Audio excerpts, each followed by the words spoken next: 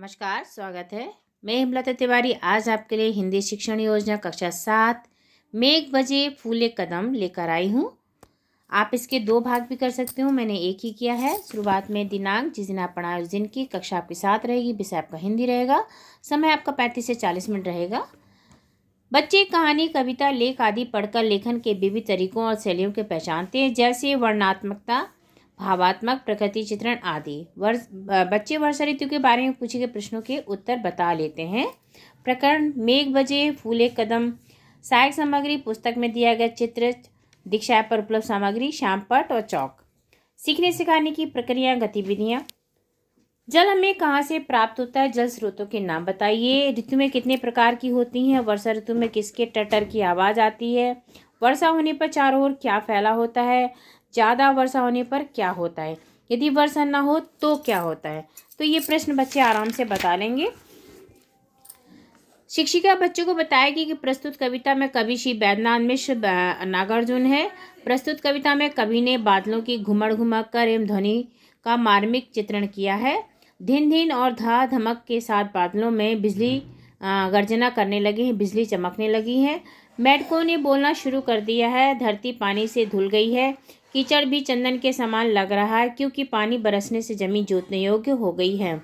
हल का स्वागत होने लगा है। कवि ने सावन में फैली हरियाली और फूले हुए कदम का सजीव चित्रण किया है। सावन के महीने में कदम का फूल आ गए हैं, उनकी प्रत्येक टहनी पर गेंद के समान बरस रहे हैं।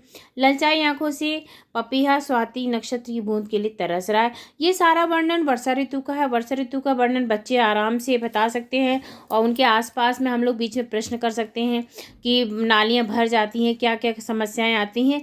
तो इस तरह से पाठ को बढ़ाया जा सकता है। कठिन शब्द जो हैं, दामिनी, बिजली, दादुर, मेढक, पंख, कीचड़, हरिचंदन, पीला चंदन, नाहक, व्यर्थ, रीता मतलब खाली हुआ, कंदुक मतलब गेंद।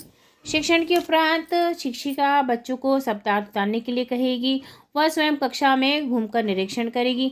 बच्चों को 3 समूह में बांटकर एक छोटी सी गतिविधि की जा सकती है। इसमें प्रत्येक समूह में बरसात में, जाड़े में, गर्मी में क्या क्या परिवर्तन होते हैं। बरसात में हम लोग किस चीज़ का ज़्यादा उपयोग करते हैं, जाड़े में हमें किस चीज़ की ज़रूरत पड़ती है, गर्मी में क्या होता है। तो ये सब इनके बच्चों को एक ग्रुप में, 3 ग्रुप में बांट के इनको दे करके प्रत्येक ग्रुप से उनके 10-10 वाक्य प्रत्येक पर हम बोल सकते हैं। उनको बोलने का अभ्यास भी हो जाएगा और उनकी अभिव्यक्ति भी हो जाएगी कि उन्हें क्या उसमें आता है। इसके बाद गृह कार्य में निम्नलिखित शब्दों के तुकान शब्द कविता में छांट कर लिखिए। खुला, हरिचंदन, तमक, रीता, बरस, झूले। इसमें इसके बहुत सारे तुकान शब्द दिए हैं, तो बच्चों को ये गृह कार्य हो गया है। तो और साथ में एक बहुत अच्छी कविता है, तो बच्चों को हम लोग याद करने के लिए भी दे सकते हैं। तो ये रही आज की शिक्षण योजना। अच्छा लगे तो लाइक सब्सक्राइब अवश्य करें। जुड़े रहिए हेमलता तिवारी से।